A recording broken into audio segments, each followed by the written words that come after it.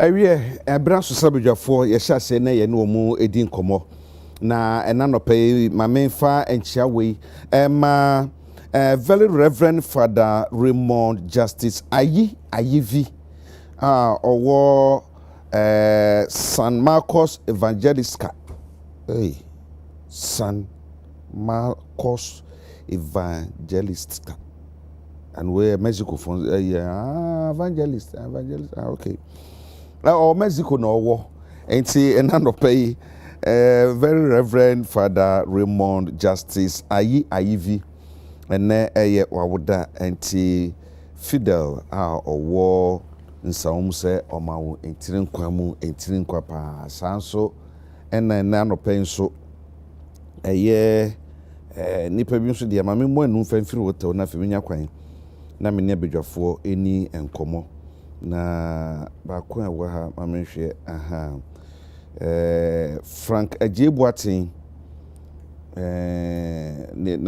na brofu din amka na brofu na hotedin enyehu bia environmental protection agency EP Koforudia ene wodent general mosquito ya OUTV wo suhu eastern region say omawo intiri nkwapa na we nso Madam Ellen White so she asare so na wo ene wawuda free fantastic web for so ho na wodi aba enti eno no pay ma menchia me ma me mako anope me mo ache me gidi se ho ye ene me wi a me telephone ne di nkomo phone so ma feel pa ene Sister Mary ene next ni a wo hwe mako amaye no yeda wase papa yeda se antipina man so anope me chiawo me ma me no nyina me chia mu nyina ma me Vifarok anope me chiawo bebre ana fe Mr. C of Sunset Hotel Kumasi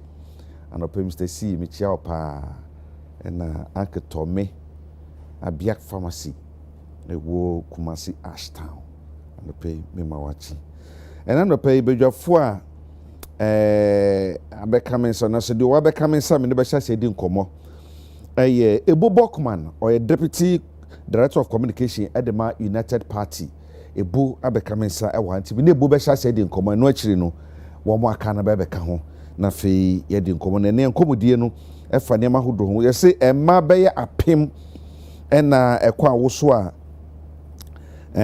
woma omkoye woma mabio emma 1000 na sabi omkwa woso no woma mafie so mu awo mu last year 1000 and Ghana Health Service for this answer me about reasons no ye be hwe ne de hu komo na fe ya hwe Ministry of Lands and Natural Resources stress yensa se ewo nyina no womo ade be ko abefo kwan so digitalization yomo de ba be yese na be yansa so bitumi nka se ehye ne da ha na we pianto na we pianto da bi onye de bo emfa so bi baba so de man yana na fie di wayere ho enkomo tokwasi wo Iran US ene Israel for ntami en nanope ya na nrade ya chi nanope Iran for akoto bomb ade ato Oman for bibi omo store wo petrol kase pa no makoto bomb ato o meja da ho se papa meaning say asam no ene susu no na jidi hu nkomo na so ne ye betos ne disa enkomo no bo otere bibi aboko Menadum. And I cool them. Chamam you cool. Hi guy. You cool. When Pemo was a baby abokodi. Oh yeah, Menadum. That's it. And I'd say Guema Hinetenka. Oh yeah, na kasa. Na manyina kasa acha. Manyina kasa acha. Na maso mifi efficacy mo wa okay mpapa fi efficacy mo nti okay enyo nti efficacy mo wa na mifi okay those days in 1980s na mo keep course na mutum nantwa na maba na mabehwe ahemfi ho behwe wa na madam na moko na Bakano those days na moko Bakano na you know keep nti mezina on the ebo bia is kobna nti me zin kobnata atane ye kwesi atana atane bi. Okay. Nti me kobna atame ye twin. Okay. Nti wonyem to oye ohin kwesi ata. Nti yo yi no zikan na wonyem twin. Nti mamizi na chiri no so wonyem to ohin. Okay. Ono zi kwesi enu. Okay. Nti ohin bia wa base no koso ogwa so no phone enu. Nti wonyanto because of the improper yeah. I see. Them abenam first ridge. Ewo gwe no. Na them do na yemfini ni embongolo ni na ekonyim kakra fa bush kakra na call regional police commander. Mo to look top na Ghana Highways Authority mechanical engineer, regional engineer. Soro kakra na call Ghana Water Company for one ho.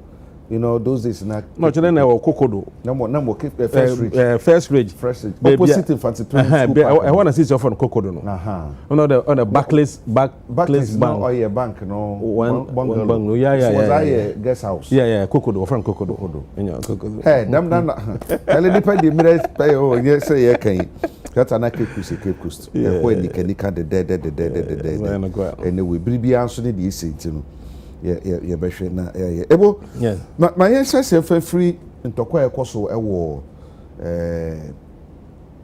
US Israel and Iran for ntami I can say day out no initially they start no be anim say bedu be aduri but who share the way Iran aggressively air bombing Bahrain, Oman, Qatar. She said almost all the regions, Saudi Arabia, attack woman fuel infrastructure now. Let's just say, at the end, who said Biana, Yesuno. And Ramine Copec food in common,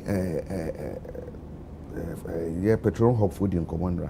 Now, to me, you know, I come say, Ghana, you're ready. A woman say, NPA for Asha, and boss said, may you suru. Na family will be you be to me use for some time there for about 6 weeks. But after that 6 weeks, you know, see a baby hotness. Dear Queen, who is saying? Yeah.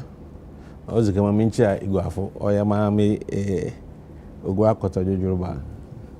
I'll go yen to ano. It does say any queen happy to me. You go then. No go and you'll be. That's right. Into me chair or ye go for you and pay and I'm not young for the busa for your chair one. Na eja a con neze orokodo name mom ninsun sando or man Ghana no do na also the yeshwe. On yet on set your interest what is happening. Your interest is not to know the causes and the one or ye at fault now. That is not our interest. Our interest is a kuna or kodono. Eben as in a yebeye ma nusin sanduno on Hawaii Ghana economy. Because ija munko Bible kakra. Second book of Matthew chapter 7, I think verse 24 to 27. Now Jesus Christ can be about a wise builder and a foolish builder. Now say in yansenin osinedana osunu obotando nti se ehumutu mframabo na nsuyiri ba ne danen ogina osende osunu wo obotanso na moniponyum nyansen oye the foolish builder no ono osunu de no osunu ahwem nti se nsuto nsuyiri ba mframabo a ne danen ojurugu fom because onyi fapem when sit danen wo fapem papado nti o me hu de nyimpa bia no e wo hɔ a anas oman bia wo hɔ a there are external factors insujire na Bible kan wasam mframo na oboy ni nsu na otoy ni na o external factors bibia onyawo na eye na emom onya sunsuando wo wodo nti se build the economy na enyimede enya island anaso onye wankote na wo wiase na mum amanaman na nzama pi kodo wo wiase a otum fon woza na also economy na builder also there bonyi beka there also there shocks inya buffers wo economy no mu o send external shocks is and you can crude oil some, but this is not the only external shocks that since you face is commodity prices, global commodity prices of cocoa wako from oil external shock. Morocco this is also oil external shock. This is how you can say there were 2 external shocks on your effect on the economy do. Project from Canada. If you see butu mo pandemic or external shock. Even financial crisis, global financial crisis. Amana kasibi wa when your problem on financial sector or affect yen nyina. Inti external factors no doso. Inti elbow the economy bi ala. Osi there bo bread today. Nyansenyi na oba brum na osini de no osini ofapem papa do no. Ama nsuto ehumu bo nsuyiriba onkan. Inti inda ya ka crude oil onche be na ya ka cocoa on asam since other man you fi cocoa no kakra ya ka crude oil but the two are still working against us. Inti question the critical question in there even as no say ye as oman ama say the madi ya wa be ebie na ti say wa ohwe say ochal okodo chala anazo foforo baka ho a ye botum ya ye ma onusun swando no on hawnyen bebre whether you like it or not external factor bia no on your effect on our economy but the magnitude of the effect no so obaya kase on ya kase no o depend on one kasa so most ahihya wonzama wo manan nti eja say yeresha aza osede ye amema adwene kire nyi de a kind of story now. Penny not sure na adwene no. Also, reduce taxes. I mean specifically or can about this crude oil problem or what Middle East na no. Also, a two bia na to oil fango hu to do no. Yi bi mfim. Ama as na moto no ma ebo no okoso. Say yi fido a oil nyimpa okoto fango za ya na no. Boko bebre because no that my tax component in ye film. But you see, tax is able to me ye being temporarily, ye to me in permanently because they are on your forever. Are you getting it? Yeah. Well, apart from tax, no, another thing able to me in there. You able to me ama one we import crude oil no. Ya more special regime forex regime. So foreign exchange is about 10, about 11 cedis to $1. Able to me, ya on $1 is equal to 9 cedis, for example. No, one because one import crude now, the crude price is not determined by the FOB once again, the forex and the taxes. Projects I know or determine how much of crude no or fuel no. It is a yes, tax. Let's say you to me reduce tax. Obama ebono abafom. And also we to me jina or we are even though global price no ebokoso. And also one na wakra fango no da mama kan no. O say the aircraft fango nti foreign exchange say kasisa na nche 11 cedis na gwakoje $1. If you be 9 cedis amount, nti request 9 cedis na gwakoje $1. And the Musa Obama cost of as in what on us were before. BBL was $1 year transportation as in our bubble form. It is a Obafoma, no Obama as no bono before. Now, you control global pricing. FOB global pricing into control. No more, I answered. You put me, I baby on only 2 year marking taxes. And also creating special dispensation or regime for foreign exchange. I want to we import crude oil no as man we too many women now before. But the bigger picture is that external factor is not only about crude. Maka cocoa is actual pandemic. COVID nazi be be nazi. China why be to me see but obedience in sondo. It is a that mama can build economy. Young friends are being shishim. Oh, car, center of car, automunuma. On your impact so much, and they will be your friend, shock absorber. On no share, or serve as a buffer between what tying on the body of the car. It is not to a man and which one wage the mazin. Into the man economy be able all in your buffers. In your buffers will economy no. And must say external shocks and about the buffer will then help so that impact na obaba you know oboko into say yes your buffer CBA for example. This is a fuel buffer. What's a 5 weeks and I'm that is not enough. 6 weeks. 6 weeks. Oh yeah, enough. Because you knew time a queen or could you mean bra obey. In the end, you predicted in a month's time a queen obey. You what does Morocco? And I say I was again Minga and China and you share say see I crana.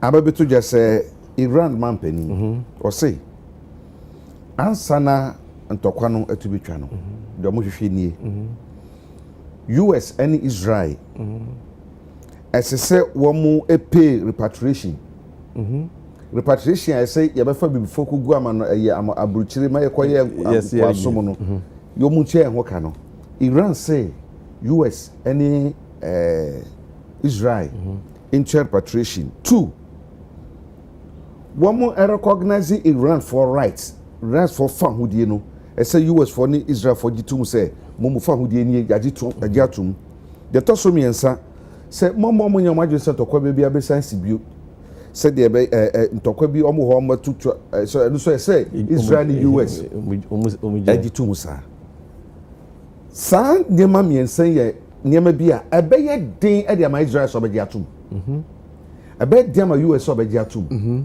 Iran so say saman yes ade na ma men so ntokwa no so ye nyai mi ni se ntokwa no ebetuma adraga kwachi obetuma kwachi pa nti na me say here ekono wakono yenyi say we can't do anything about it. In fact geopolitics of the world in Ghana ya kasa ndu baby a nti ekono wakono yenyi say nti internally no here no say dey enzema bi ye eja maka dey yan buffer oye fuel buffer oye 6 weeks onye enough as a nation also the oil national policy at least say about 3 to 4 months fuel buffer at any point in time between 3 months and 4 months buffer of fuel we should have it in stock on no other way for yensenka as imbra abohoban because the reason why Yankopon say yankosua aboa mpataka wa na ntatia yankosua na anaman most obona bran na yesu obabo anyi de time bia no I'm not sure when you buffer on you in Sujiruba or external factor or affect the economy or the economy of the ant into or ant no or make sure that when you buffer into insu eda insurance trend oboko kochima ko hwehwe zibana wa bostore so much so that say insu no so orchard and then insu tano cher bebrem pa no was the ban share oye bebia oten onu dam na yakopon otue na mofo da yensu oye aboa mpataka wa na ntetia into na na most obona bra inti say as our mind we should have a national policy. I call what I call it the 4 F's. The 4 F's of buffer or buffers. On there, the first one is the fuel buffer. Make it between 3 to 4 months on yambra, a buffer that is protected by law. Ama say yiri be na zibirichem yiri be na zibirichem 4 months they say could be akodo and also be akodo o baby nti or affect fuel production and supply all over the world. In the 4 months they as our money yambre are very important. The second F is fiscal buffer.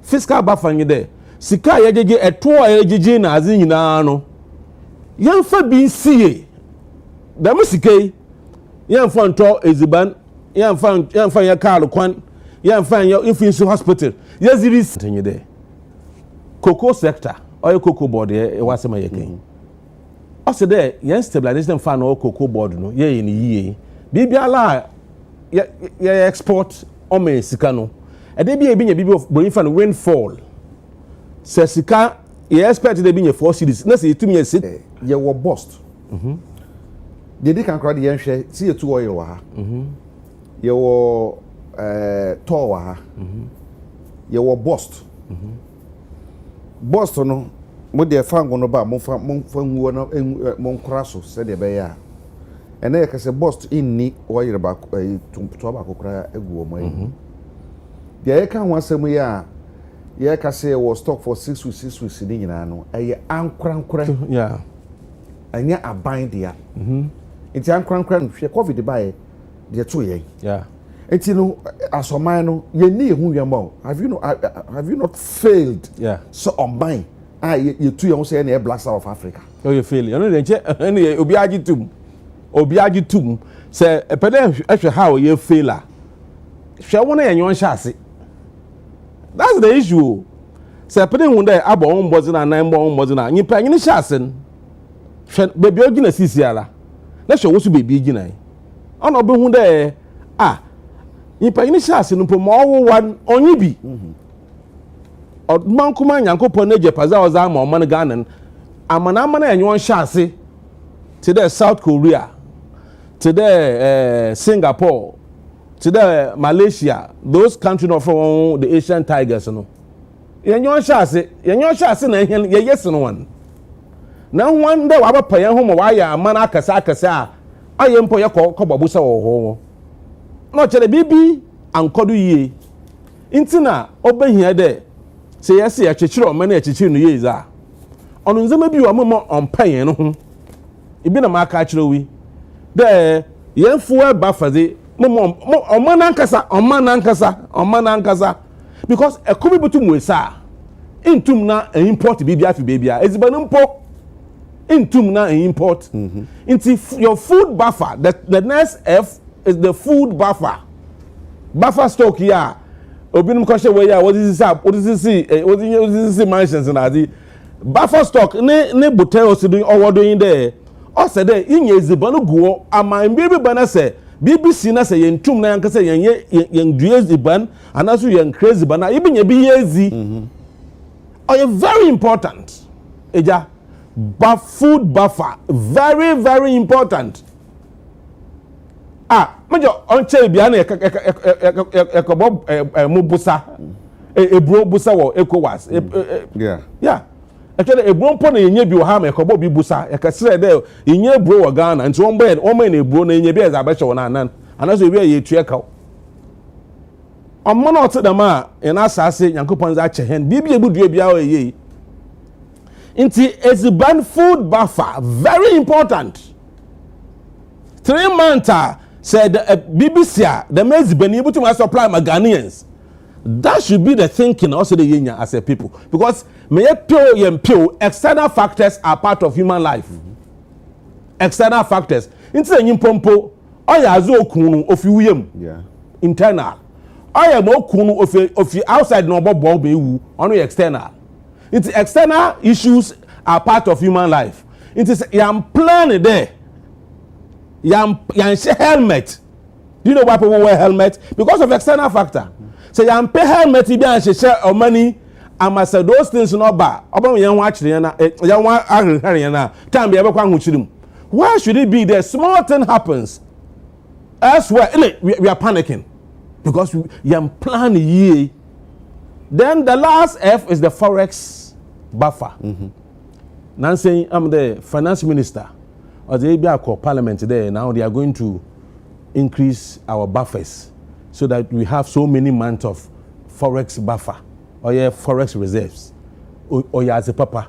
Remember, only the forex. Yan eziban. Yan yesikesi. But that's what can I say. Yan fango.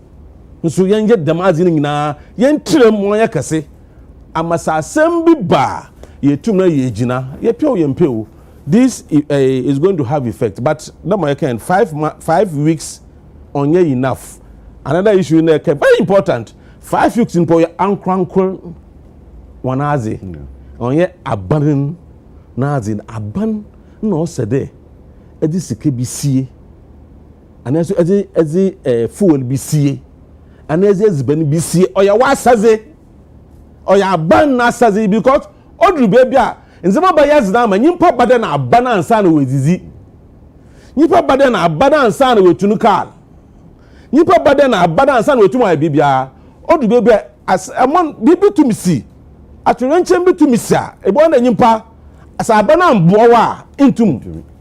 Dem no say ya dwen as a man na ya boy na bra am ochine bi bibi manu mudu no so num osusene ya na ye was shock absorbers yet support to omumpa who will still be able to go because he feel impacting so much onye aza osedo intina one of the things also leave economy or a wasteful expenditure sika osedo ya de to na nche eza bibi papa da achi no na nim papa there Mrs. Sika the why be the most of the politicians Sika the hoza also the wuzi Sika you are fine the Sika bada one also unye bibi ewa what dwene bibi ho abezi na ebeye yan kra the mazi yan to the mazi and they will inflate the prices while so sourcing na wa for them Sika was that shown kutokum all the issue most yes Sika until I must wasteful expenditure like 97 million I'm going to go to a region or the way the miscas can you imagine if you have 97 million or the whole as a buffer or stabilization fund the whole may the biso akaka ho abe nchesa oyas nda na mpa you can fall on those ones see wasteful expenditure oyaza oboman azan for subia anhu ebosha. There were so many schools or bush. So many hospitals that watch us say, clinic people watch us or she bush. A banny be say, a bit better one to and then or she bush or your wasteful expenditure. Mekai Bakubi and I walk a cry, Bakubi a Cape Coast University say, oh my imagine so be campus to be war. For example. Oh, mirefi krui ewo otra kaso achiri ho na omo asi abrosan dan pa nye school dan to abrosan kakra conditions wo ho bibia so esi wa manapro yeah so that's most your waste is cut too much Ghana I'm telling you and when we waste the miscan so one can waste can't one waste or ya ban nisika nti we waste one dwene ho. So one can say one personal money is that one way so. No, so your banners zaza. Oh no, uncha abanaza. And this is what of far, and I will waste that one you know. Only as all her money. Say you mostly, yes, she is Cassami ye. And that is in them to try quim pepper. Eja, on many I want you now so. See, and Zamaya, I want you about form. On here, money moo. Say, and Zamaya, on here, about form. Unemployment our so many mu say ye nzema ya na baba form young problems in na there either corruption, financial mismanagement, wasteful expenditure only them nzema ba saying in a wa man Ghana o say nde aben azinti na abani bi obesi school dan say E block o say L block o dey eswo o dey skashem. When we are the madden, so when say we are no one for so more money. Why can the Kaka be as about to do? No, we are no album for some more money. No, you didn't age, no, you kiss for. Or send that down. Yes, I ain't no trouble in Z because we say we almost done. Until you about your da. Abandoned on by the credit there on the bay. Two, yes, you can be in Z womb. Until the cash for us, you come a contract for you 10% and 20%. Now, after so while we are the MPP and NDC are banner Osidamazi. Let's quantify all the abandoned projects in this country. Let's quantify them. And the people the Sika ya say as a man. Sika the people money how to use it. Internet say a Sika in dan. Let's say who most able use Usika. Able to buy a or your management. It be the Atugane. What any? It be na what? Let's quantify all the projects we have. Ya abandon also bush.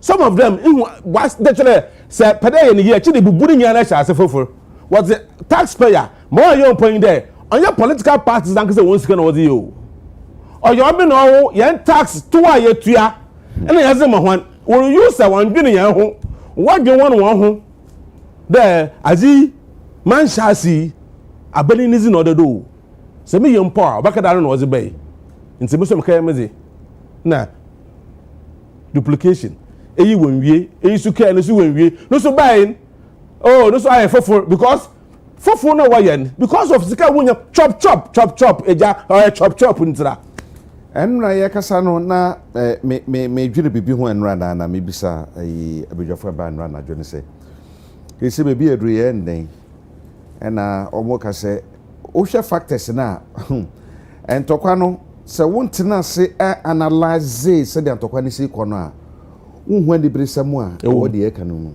one the stretch of homes baby oil na free efa free yeah straight of almost so yeah homes no sa eho no iran fa bokoko se wa wonim bofa ho no abafa ho no according to sources come bomb 2 ships wow no abafa na samato it is all you obi nkobi ma 20% of supply for oba yes and according to nkomo ye di ekura Europe they fall on Russia China and India na mo tiwenya oil omunya so mo nya wie a asoma bre ye bi India fo nso won so mo de no omunya free Iran no ma ye anso so abra Africa bi e say India fo nya because of ntokwanenti Europe fo nso China fo so ka say ye ntokwa ba no ye dia wo ho no ye beba mo na makoko use nti China fo nso fo mo de ma omo and Russia for also because of EU for sanction that to they can't trade with Russia. It is a European uniform who chiro mo pa. Yeah. Baby ye feel. Yeah. I don't job baby no ade abrɛw. Nti ono no kwajo baby no. Na ho akire na wo a ode bro no de bebrɛw. Yeah. On famrɛw. 2. En to kwan se na me di kankan no. Se be wie ne, e be wie kire. Obi nim. Ebio baby omutu oil nankasa ewo Oman, Bahrain, Saudi Arabia, Kuwait ene nasefo nyina no Iran fo akobombo ho eti so okunu kwa na wie ye ne mpo a it will take time for them to it will take time and na fidie no ma say no motu aye ni nyina wie attest say ye adwuma as one start production bio meaning say asam no it's far from over yeah.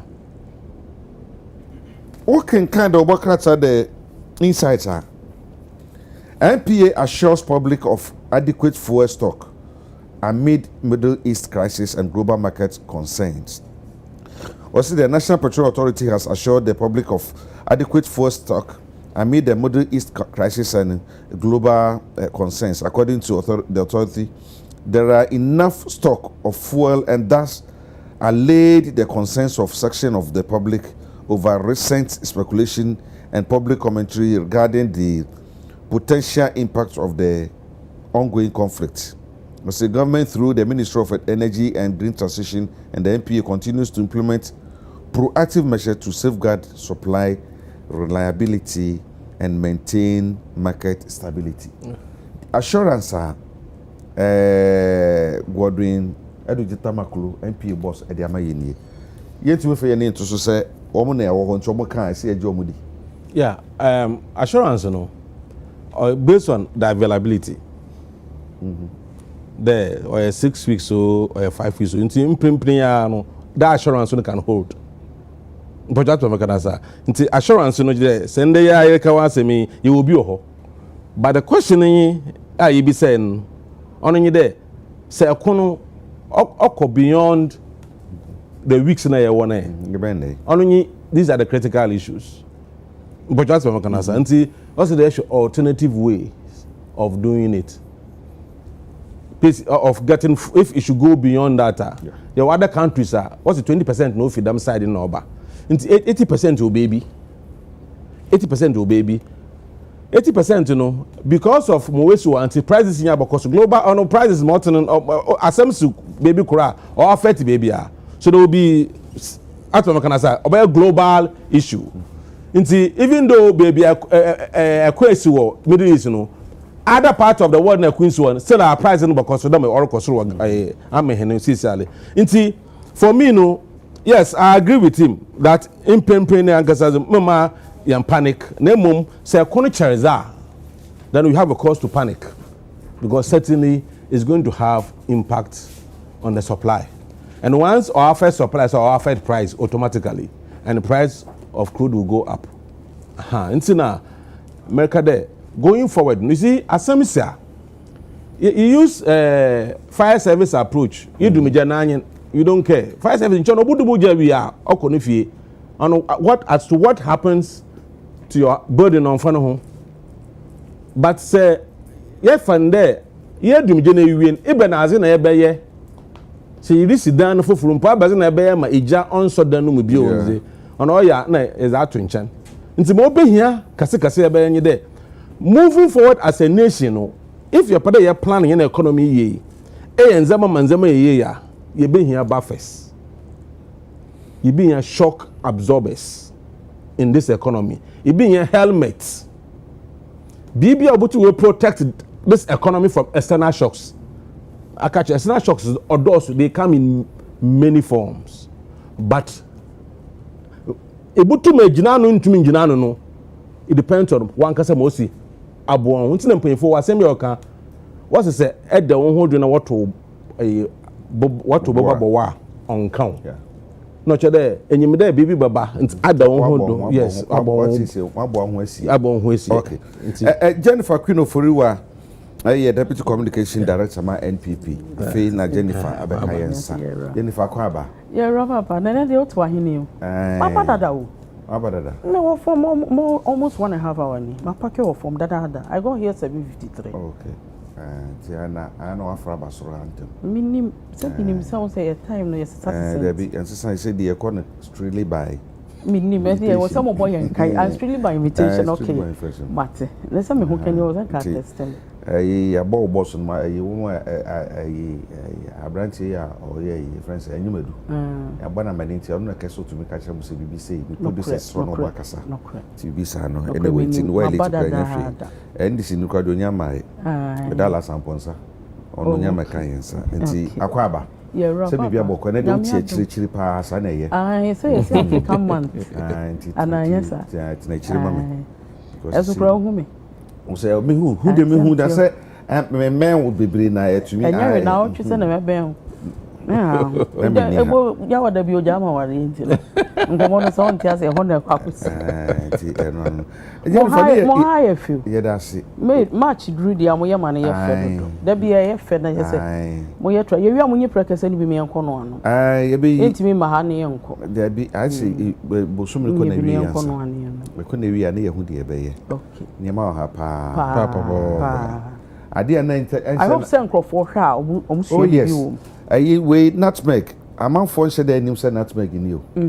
Me, I don't have use. Me, thought they are that. I'm on for so now I want to do yes. Now, Papa, do you Papa, you be a food. And we are managing. Me, 2 brodo fear no one. And one idea. And it's our own when you're man from Mumudia. And one now you saw. Oh, Jenny. To me, a money watching a docon in a don't come in the middle. Jennifer, you did come about to acquire see I quite metie mo pay phone communicators and ministers in MPs ni be said men this phone abeng yan adwene say obeka say santo kwana esi ewo Israel and America na Iran temu no affect fuel ma banning yan adwene so obeka bi this no mo the one ma ban that only one ma ban kwesi akwa betina ka bi ti fi me sere sa the reality is as some nesi ntokwasi and baby ade ni free ba no so ho na ya gi ene ma free ho de but baby ya gi free direct na kasa bebre na kasa no omo so gi free baby baby ntokwasi na surprise baby for no enti me de me ebo na wa be gi free bo ho ansana wo de ama cameraman enti no say baby a me de me ebo no ebo nya mfiri me nkyɛn a na say de ebo anya no say be sopra ne biewa a wo ba mfa ma wo na cameraman so kokonya bi enti so bɛbɔ de ho ban meaning say at the end of the day no ye ba Africa ye ne ho bɛkyere ye pa abaya hyɛbɔ sɛ me nsuro na niema adana kwon pepepe me nsuro sɛ ɛbɛkɔ so na bibia te sɛ binom akyere sɛ be ya yenya nuru ba bia na ɔden no ɛto bi wɔ hɔ aban enyi fa mfiri hɔ sɛ bɛkɔ ba sɛ ɛkɔ soro kora na abɛhyem na kyerɛ sɛ akɔva ɛde ama ya yusu fuel no ebinom sɛ da bi ye ne sanso de a we may be losing some revenues bi a akebetum so dey bi foforo abɛma ɔman no so akɔ nanim ma me yɛhwɛ wadwene ɛwɔ saa de ɛkɔ so obi de istini de ɛka ka ho ɛne impact bi to nya wo yɛ so ana sɛ nso gyina so sɛ ɛsɛ nya impact wo yɛ so ana me da se ma me mo achi na me ma me nua be ma so achi me nchi a production team so na me fa nchi akesi free his excellency former president and former vice president na Danko Akufo-Addo ene Dr. Mahmoud Bawumia we flag bearer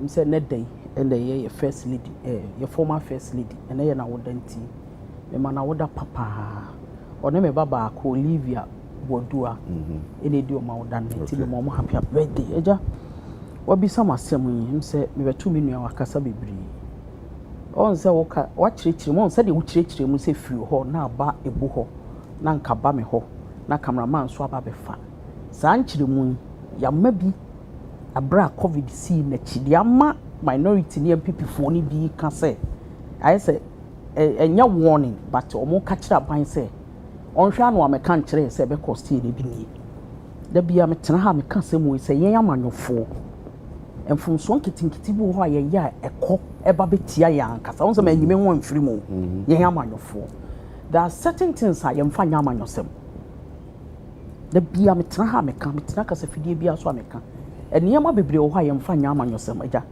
so de ya amanyosem na tumi ni bedi wo ho a da bia on ya amanyosem ya yi eye no ha ne kọ na abawo the only difference is that political party for take over ono ni policies ni initiatives ne niema a oye no woni manifesto so obeye no so otimi ya no necessary but the niema ebo ye ma ye bu o man na na koso in terms of say ye copy grant ye copy loans ye copy mo free baby ye fuel sensem eja ye fuel sensem niema raw materials are ye crack eba say di bi be ye iron rod ye di bi be ye cement isam no ne ade de ye brodo ye de ye niema bebre no ye crack frama no ne ye ntimi produce wa no eni se yen amanyofo ye de ye amanyosem enu nti ne enya pipi fo nkwa na ekon Ghana fo bebre e ka ho asem se ma ban under no circumstance no ba be ka kire ye se akon na ekọ ne de ye ka kire ye se akon na asi aman bi so no e be affect yen e wo man Ghana when ye free covid mo ye buy no man no ye da ni kakra de bia me ka so man na ye kakra political party bia ba be som kakra otimi ye dru ba bi na aban foforo ba not o believe in government of continuity as oba be toa so free ho no so de be ka ho de aye de ode aka ho eti o man kro na ye nyina ye kekere ye ba ye no na aban no o se da ni kakra ye de American reset ye ba be sign nipa na chi ye be so man na chi na kwa chiri no wan sa kwacha se de na ba da bi ye ba da ni na ye tira nye ye wiase nyina nye o man Ghana nko a na covid kodi ewo be free around covid be free around there be because it takes an intelligent governance and as a government and as a political party edi aban na bibi bona shocks bi ba wetimia sustain etimia page o man na di o man nim ka dra kodru ba bi time na ni pewu de da Italy abonten so no ade o prime minister kura be su said day nipa 50 ne wo no man mu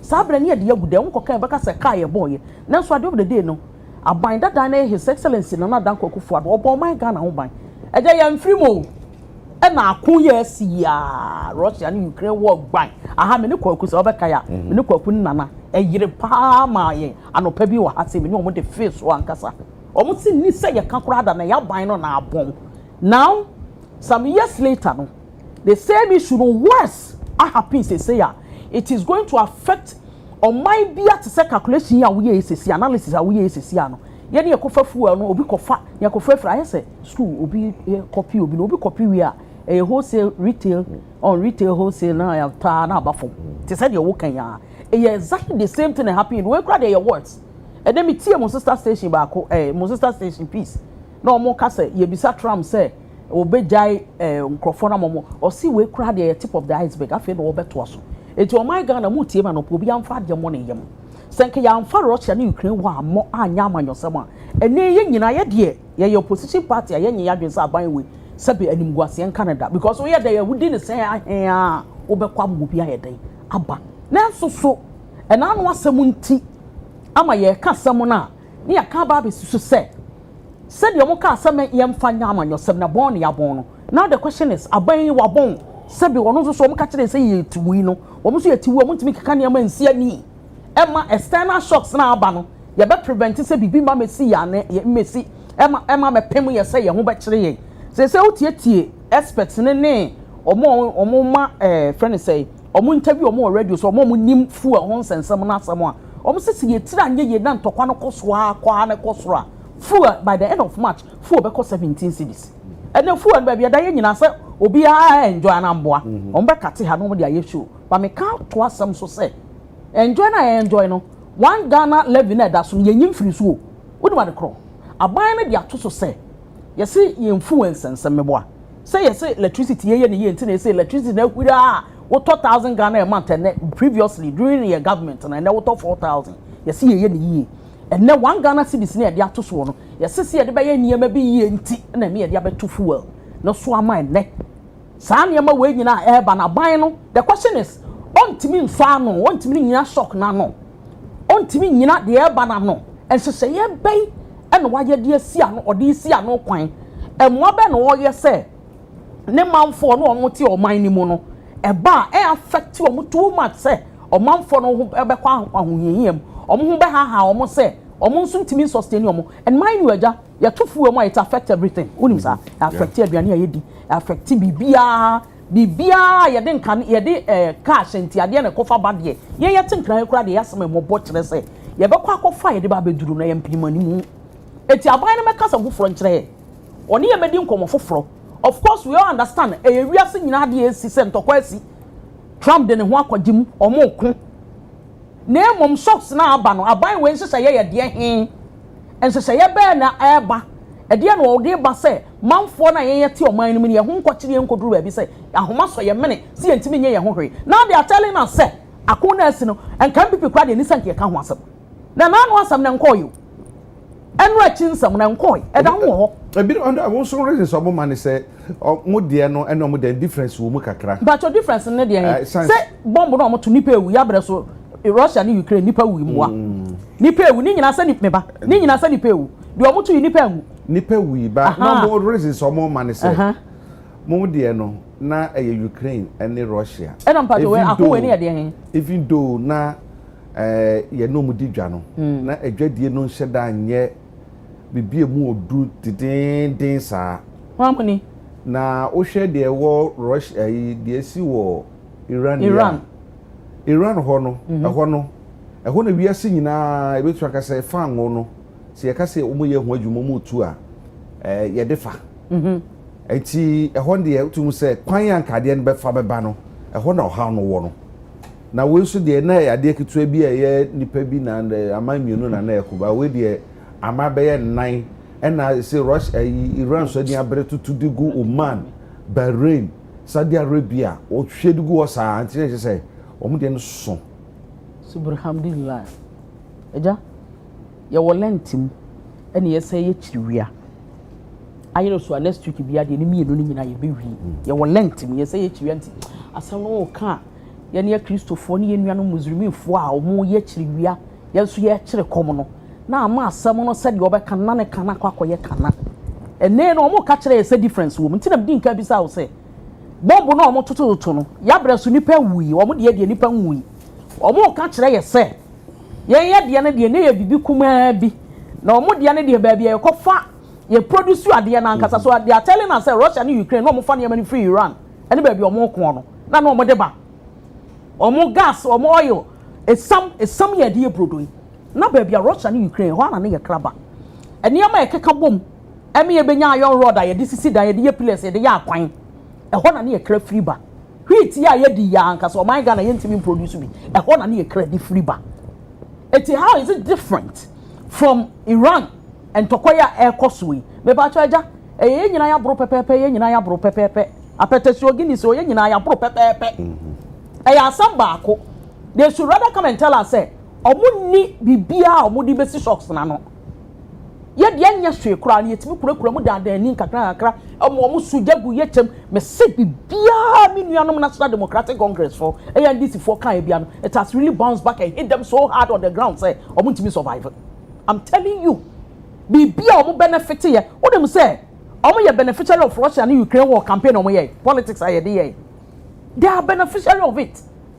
It is none if they come and tell us say omo ba no be ka kire ye say e different na takono difference wom mo de ande na ye bibi kuma bi na omo de ande de ba bia ye kra nyama ni free bottle ba mpato omo ntie ma no nto omo ntimi fancy so because onya amanyoni bokuma na ya amanyoni but wo omo ntie ma no nto omo say send ye se na na no de ye no sa na ye na wiase so ma nua ntwa nkwa nya de obetwa koduro omo benefit enagalam sense amakosi say won say buy kra nka ho atem because say no na left ten ko say adan coffee ti galam say asam no kra de ato nche na so ye nka nwie ye wie ye no ensi ye mo say ye de cover levy aba ye ni fuel levy ti o levy bibia ye tram ka to say amanyo na ye na unhu ne saa no aja unhu ne saa no ni nyina ka bomba ya de ba ko ni nyina ya asam ko na ye ba obi afiafia ho kakra na de wo ho de betumi aside of policies ni nyama apeso ye no wo de aka ho no aka bom no aya ma oman na hu say oh political party we ba ye de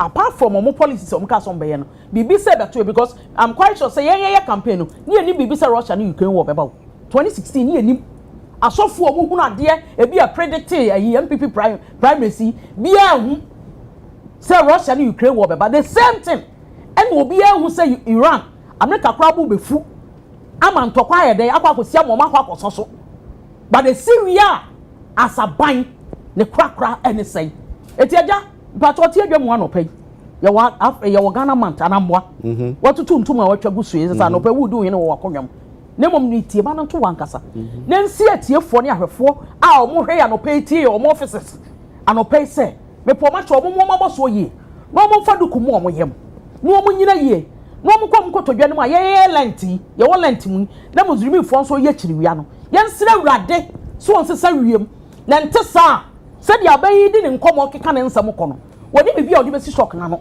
na emo me patro me bo bi de ma no si wo ha ka fa me ntwa wa no na emo mu no e kampani mu na ebeto ye so shocks na ba na ban na ntimi nkurakura ma nsosom se sebe e ka bokura beba na se o man na ye bekwa hunyem kura ye maso nte kakra mo omo a se ye mo ye ho ankasa adwadifo akokwan so e me ekofa bode ye dwomfo ma obi bia ye nhunu ye wo sane ma we nyina o ye sasan airport din ye wo sane ma we nyina o ye se ye chepada ma masiri wo matwitwa bra e wo man Ghana ha wa bra external shops e ba ye timi na de telling us say ye kofa free ho ne ye de aba baabi oh ya ye o ma ye diagram nafa ye kofa free ha ne ye de aba baabi we don't want to know as Ghanaians ye mpese ye be hunu me patro aban we mani nson mo fa ye ne obo ne ani die me se baba nti so maka kiro se baba die baba nti baba nti ana me ka ni nua do mama sama na mo na ye bibi kakra be ka baba zo baba nti ana mo na ye bibi ho kakra ba te be sro me see we are responsible opposition party we do not predict doom and I say yeah azumi say doom kra nto aban cause omo di ne na ombekọ ama the new patriotic party yaba omo say by omo baye no covid Russia na Ukraine tokwa no e da gusu ka se da so gina ne nan so pa na enye hwe na tokwa no sa bre ko no mo to bombo no mo no mo to no mo nso no wo mutumi eye manema course na sesi ko so how bi an se da ma mo bi sesi ne ma manema eye kama enti no sa mo ka se enye ye ono nyande na ba ko a fusin donko sa men kan chiro what say or see is that my long time fighting partner Jennifer Queen fusin donko you must keep them in the position for a very long time. She's looking fresh in the position. Pa. If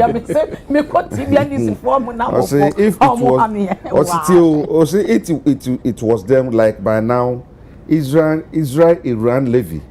it come inside crowd da it's you know come the about da so beka odi ni post so won hwe ni nuaba what won hwe ma kira kwa na some man for the sana mo tia no no won hwe ma ni pe pia mo kohwe so no na bra ne besa ba me ma onua no a wo so won hwe no ayi friend say deputy defense minister say ba bia duru adwuma no waye ye bra John Dramani mama on fa mo broja jamfi enso wonim say me ka ne ka nyina me free broja on fa so wansa no ba no mutimi so fa on fa so ati ase eti fuseni asma o kamate any opposition na ye me say yes ana mtie dada yes when so every asanteman koka na eguma hodo mienu ba ku ye si da ba ku ye ke na si no na ye fi ba ku ti nwi on ayi asanteman koka ono na ye original koka no ade o chairmanship ono de metumi aka say he was properly brought up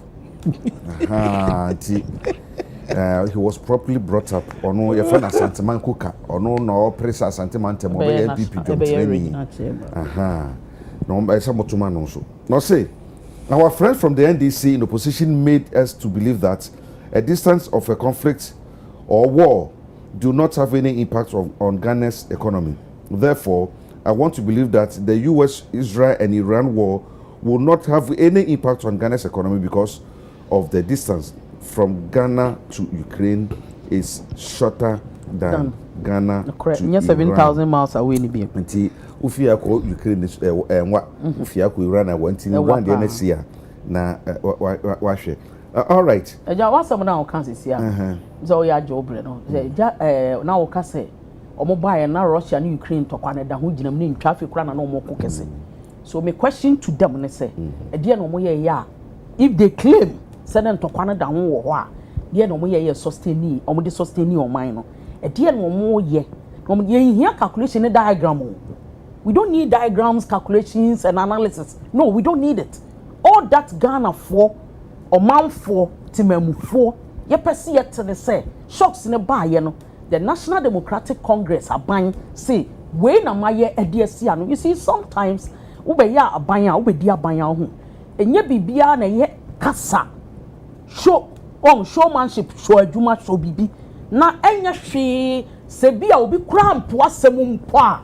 Onka say asem we die e ba ye we no maye but on be ye diagrams kire ye be ye calculation e be maye explanation on be elaborate on eniema as to how aba na omo ba ye de no de na different you anger Ghana for more is that the reality so if that's the reality so no so no onya manyo nti I'm not answering your question with the question I know so many days no mo ye dia sia no because ye tifu asu kra ye te omo ha ye tifu asu a DPRTU be kasa so yes ya tufu amu ye fa akosia ne ajuska ne do fra be kan junction akọ tesano ne ajuska ne do akọ atimota nsan do aduru nsan wo ma akoda wo fie eti now e wo se omo ye mo ti ase se entokwa ne akọ ne ma na eba it is not only fuel akra o eniema fufura ye kraba o man Ghana mu emi ye de boy ye ho brade so ye yasen de bia me ka se ye developing country ye developed ye gusu ye nhye se be dru developed omo wie omo bo omo bra na se ye ko omo ho moa na de ye be ko soa ko omo ho adesrede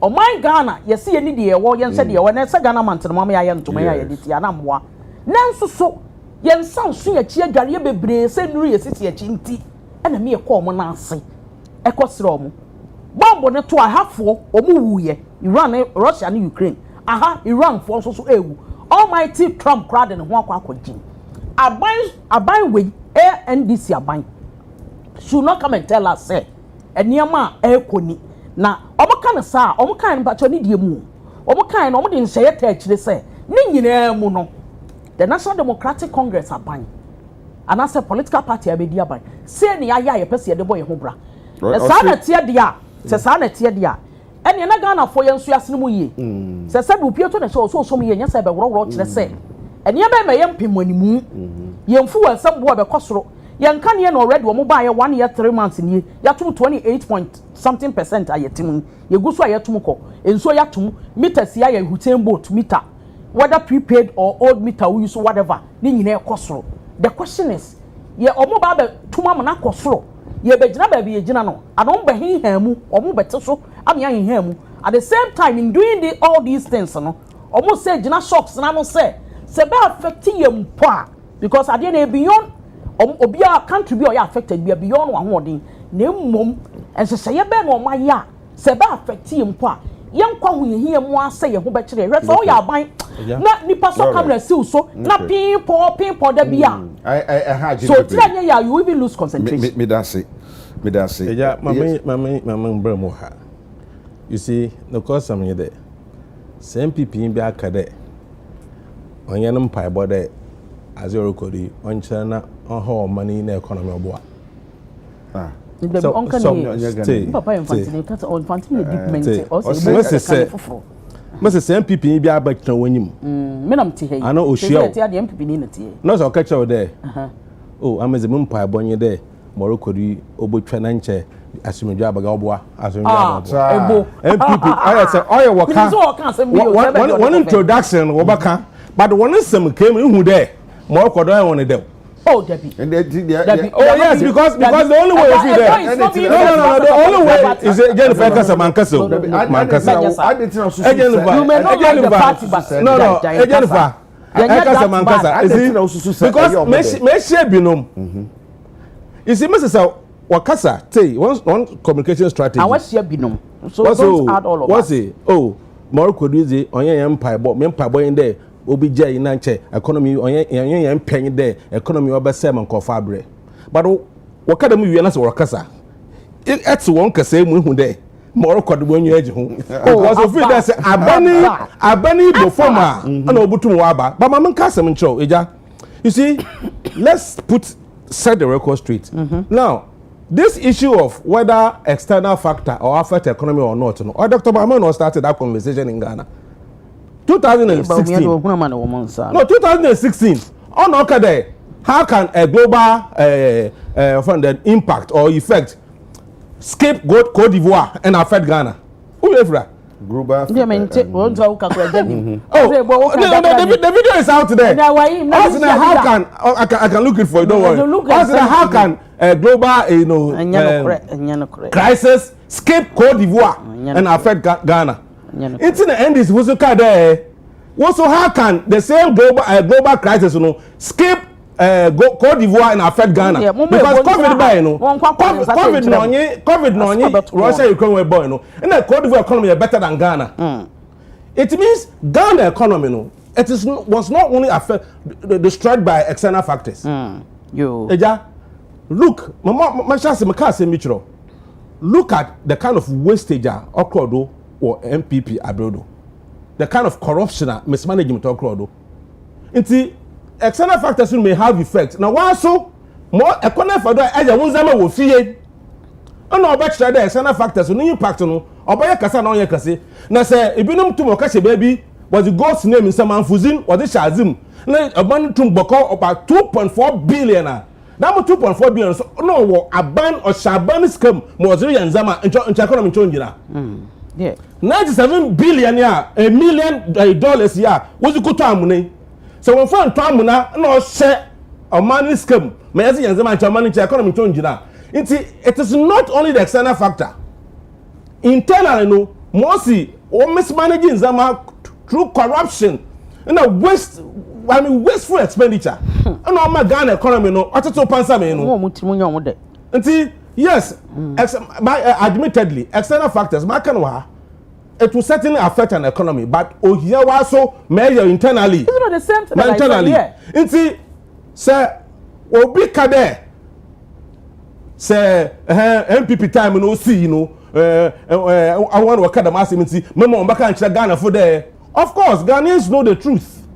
You see, it is not just about what is happening. Ghanaians, when you're there, external factor na wabano obenya nsunsuando but aban demonstrate there's no corruption or demonstrate there one first can catch amuna nkuto amuna na nkusi bibi obebi oye wasteful expenditure and that's obanis can ho bani ye ya and that's the external factor about obo there the problem is mainly external factor not internal mismanagement corruption and wasteful expenditure. That is the difference. Okay. I don't expect this government, for example, to be engaging in corruption, wasteful expenditure, mismanagement. That's why last time I don't expect Atufosin to run away. Meaning, I expect him to do the right thing. For example, Do you know that say MPP had won the election? In Chesika auditor way, arrest auditor way, they would have paid the money. If MPP had won last election, Sika 81 billion. What discover there? Oh yeah, Sika papa. Oh yeah, a duplication of a receipt no nye in the manzama. So what is keeping them from taking them to court? That money would have been paid. But I can force it by now. No, skeze minjintum. Yansho shomaze, shomowesi. And so make that or mismanagement, corruption, no wasteful expenditure, no good MPP. But COVID. Yeah. Sky na beninye. Sky no wunya wachiche one party member. Mpacho menya bi, me national executive menya skakro. Skakro I don't know, we need skakro. Say a chase kabi ama. Was Philip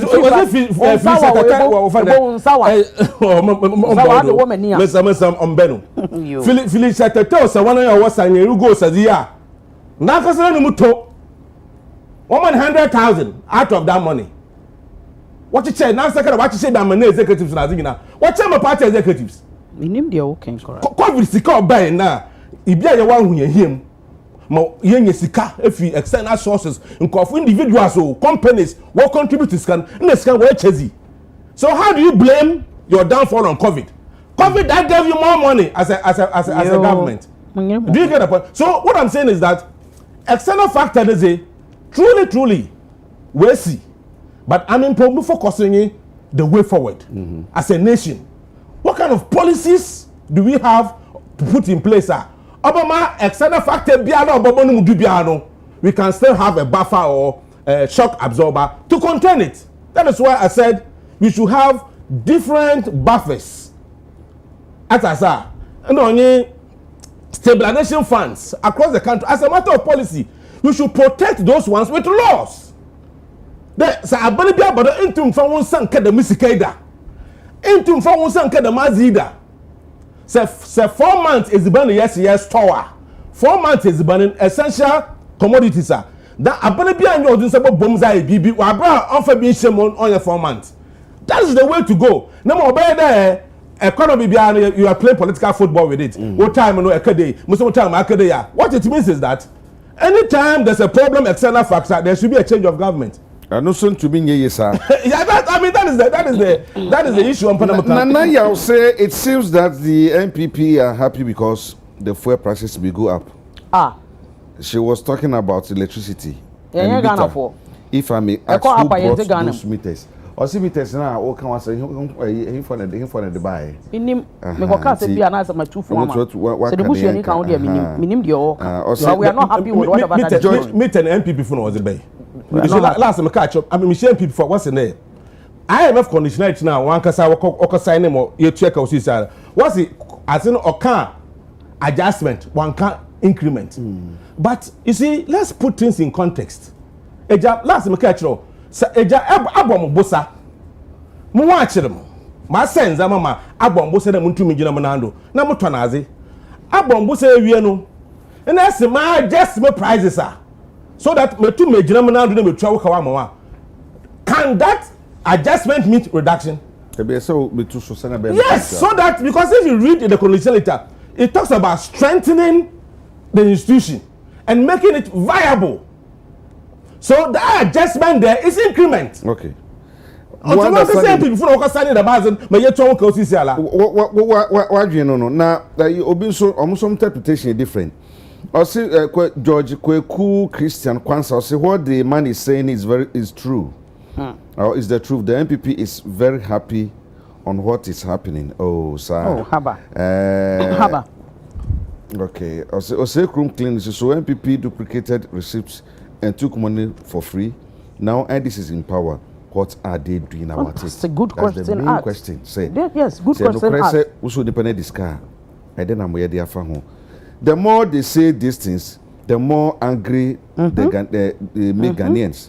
You are in power and still calling people thieves without taking them to court. Perfect. Or say room clean. That's spa and we message and then me say maybe na I'm for say any Jennifer Yoba asembi wa ha. Mesha Fruso. Also, 100 women died during childbirth last year. Last year, Nkwan. Last year. Hey. 1,000 and 100. 100. Like 1,000. 1,000 rather. Yes. Also, according to Ghana Health Services, the figure translates to about 122 per 100,000 live birth. Okay. Next, I said, World Health Organization for credit, 70 to 100,000. And I hear the no, I hear. But would see and somewhere Ghana Health Services, my mate Dr. Kennedy TC Bratson, or now or year Director of Family Health Division at Ghana Health Services, was say, and my bar was one, almost 1 million, and acquire or my maybe. Now the kind of say.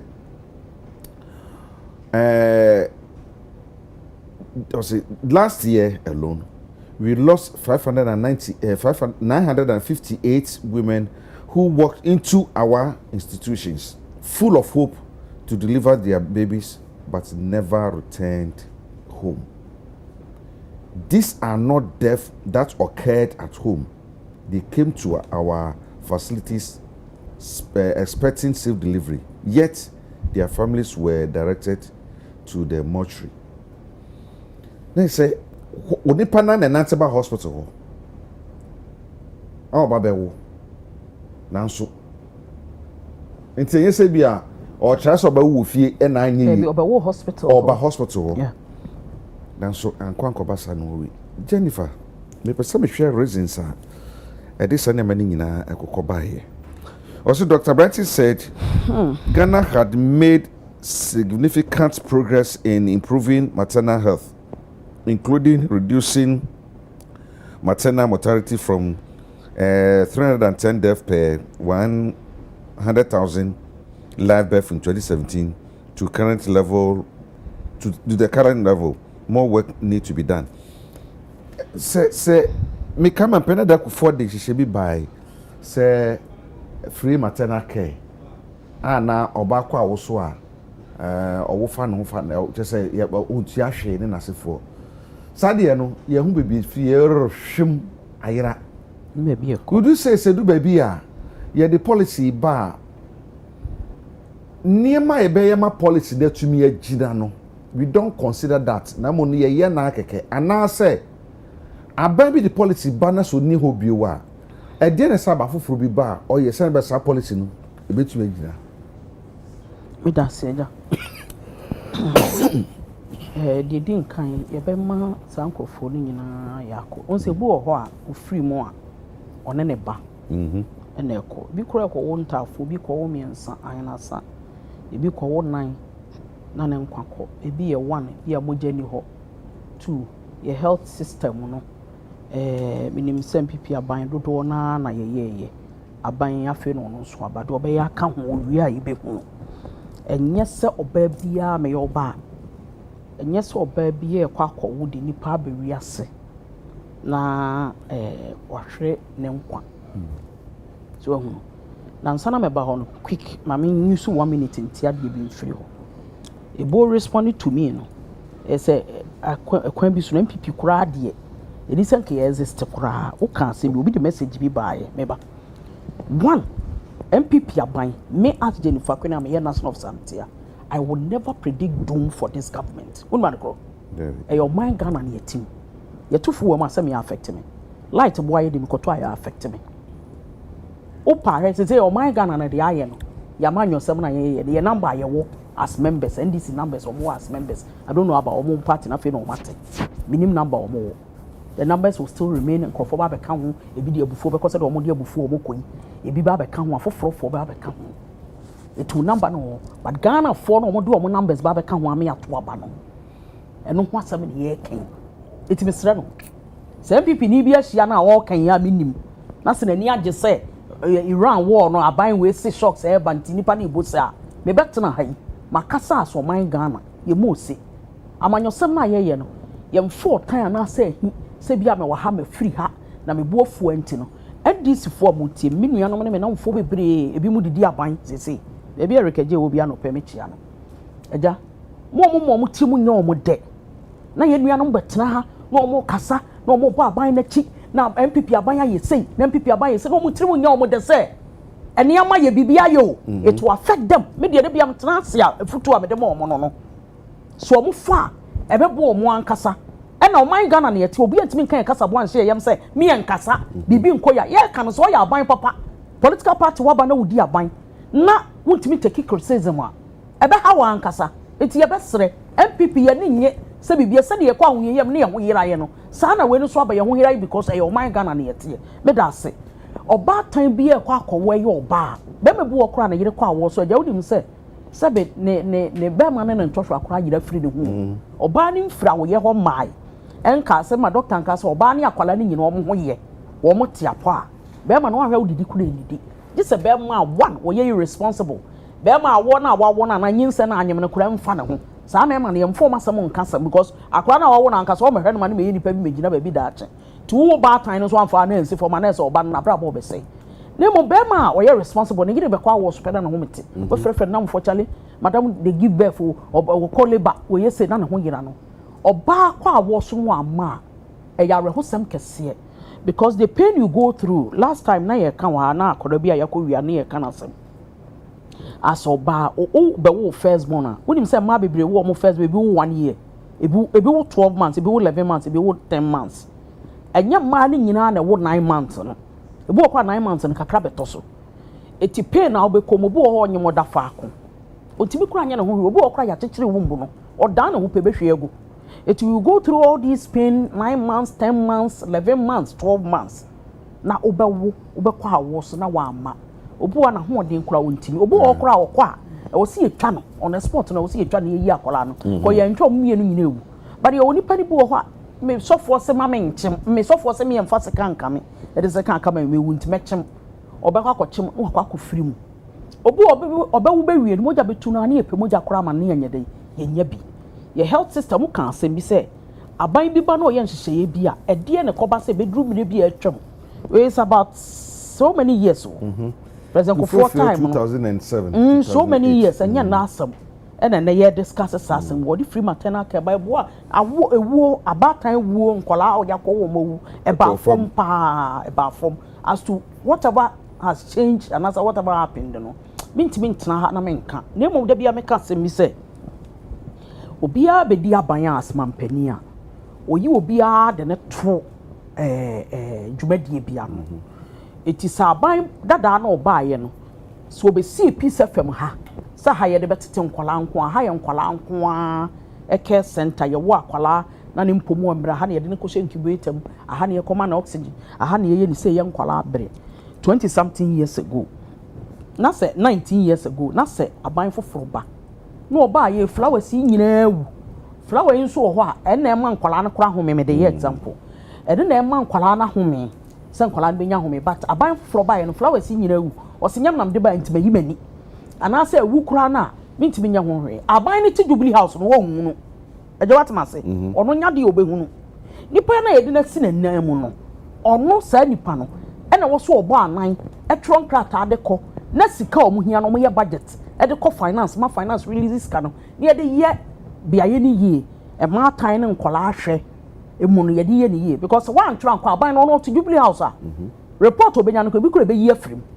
but ko basi ye bo no so bo a whichever party e wo aban mu no e be kwa against mampani na namboa eti bibi wo ho a da bia me ka monitoring evaluation say ya tana aka ho asem nipa o monitor nipa e de na si anamu e de no wo ye nhye ye be no wo ye e de ne ma na nipa no eye ya so yire ko wo obu a mienu ni nyina ama obu a ba ko beba na ba ko ama akwala no beba maame ne beba akwala ne ma ubetie mu no na moja ni ho na bia bed kura ni ho obeko na obi kura e bia sebe kafra ya nurse fo ne a doctor fo a midwife fo me maame eye retire senior midwife no di free me sere me maame mo dwuma na me kan ene ma fe me maame se obu o kura kana sebi nkuro nketo am kan ayi kura ni kan ani ho obu o kura bed ni ho na wo se ye ti nipa na wo kura bia e wo fom on se fom no so kura betimi affect nipa no akora ne die mo gye no ti bo ho wa nwu a wa ha akora no da che be affect na dwene sa ne yemani nyina keka bom enu nti ne to aba ne yi kadi forma ne be di o man no so a eniyema bi a mimi nsusuye mu eniyema bi a oba ya ban no ye dru ba bi no ke ye hwe ne de bi ka ho a ebeboa asoman me ka sa asem we na se ebuka kire me se bi ikoto nti ye me da enye no kore mi ntimi ntan aban we se me tan ba di nka ka kire se me nua no mo fa na ya mo post yi so ate ko we rekeje wa wo fa se rekeje ya rekeje so ate ye nta o man ne da na mmom aban ne ba na ba bi enhyehyɛ na kwa akoturu no se wo so ye bi ka ho a e wo so ye ka ho because a man ne nkwala ye vulnerable pa no ntina so ɔhɛ yɛ tena se a yɛyɛ amanyɔsɛm na yɛ gidigidi hit ne ba ɛmaa no bi te sɛ yɛyɛ nkyante sɛ wɔnsi ntɔkwansi akonsi wo ne wade koro ɛbɔti ɔn sɛ deɛ ɔso wa ɛmu yiyiri sɛsi a sɛdeɛ wɔbɛsi asɔ mirika maduru togo agya yɛn no me nso bɛsesa nkwalaa bɛbɔ me bo a mɛtu mirika a mɛduru me nnu mu tɔ wei kora yɛbɛku yɛ mmienu nyinaa but wate yɛbɛku me ne nkwalaa dodo a ɛka ɛma yɛ vulnerable nkwalaa ɛyɛ vulnerable ɛno ti yɛ mu bi yɛtu yɛn ho si wa yɛkasa ma nkwalaa ɛne mmaa ti yɛbɛsrɛ irrespective of aban a ɛwɔ hɔ no nkwalaa ne mmaa should be a priority sɛ aban no nkwalaa hwɛm ɔbaatan ɛkɔwo na wo mu ɔbaa no wi a baabi a ɔbɛda aburokyire mekɔɔ Canada na me yɔnko bi na ne yere kɔwo nti na ɔbaa no ho mfa no papa me ana me de ne kɔ na agya baabi a yɛde ne wura yɛ koraa a wɔkɔwo no ne yɛde ne pie baa baabi a wɔbɛda na agya nyasam kɔtɔ bɛn na akɔra na adwene mu mi dabi akɔra ne baa yɛ na ɔ heaven wiase abie koraa man dada na hɛn no wɔbɛte n'ani a yɛdum light asɛm ato no wɔbɛte n'ani esum kabisi wɔnhunu hwee menka sɛ aha no yɛn nso yɛnyɛ nhyehyɛ yɛ mfa mmoa yɛ na yɛ sad ɔsɛ nyɛ obiara na obɛnya sika kɔ private hospital so private hospitals no nneɛma a meka nyina obɛnya wɔ hɔ aburokyire nneɛma a meka nyina nso ɛyɛ mpemanimu kakra ɔmo nso so no deɛ a ɔmo ayɛ no na mu aban ne deɛ na yɛne a yɛni bie yɛ ho nso yɛkɔ akɔwɔ ne deɛ yɛbɛsrɛ sɛ ɛhɔ a na yɛn yɛwɔ yɛni sika a yɛde kɔ private menka sɛ private hospitals ɛnyɛ wobɛwɔ sika wobɛkɔ batema ase na mmom no yɛne a yɛnsa nso yɛkyi bebree na yɛbɛyɛ aban ne deɛ ne deɛ aban bi a ɔbɛbɛ bi aso make it a priority sɛ yɛnya conscious effort sɛ maa ne nkwalaa deɛ yɛde ɔmo si yɛn nsa so sɛ ne adaada ɔmo sɛ kosua yɛatase ɔmo sɛ besipa ne nkodua haban ne yɛatase no banyansafoɔ sɛ nkwalaa a yɛkɔ wɔn akwalaa a yɛwo na bɛwia sɛ wɔne bibiara akwalaa ne yɛ vulnerable ɔyɛ mɔbɔ wɔnim hwee wɔnim asɛm asi na yɛba wo ne nti no sɛ beebi a mekae dum so brɛ so me nua Ellen ne ba boy a wɔkɔwɔrɔ sɛ gye ne yɛtwa me wie yɛdum light nyame pɛ ne bɛm eti yɛnka ne asɛm sɛ bi ne operation yɛkɔakɔyɛ nipa no yɛkɔyɛ no CS nipa no anka sɛ kɔakɔwo ɔkɔakɔpushi no wawo ɛma bebree nyim nya topic koraa de bɛwu silbert ne owu aka na yam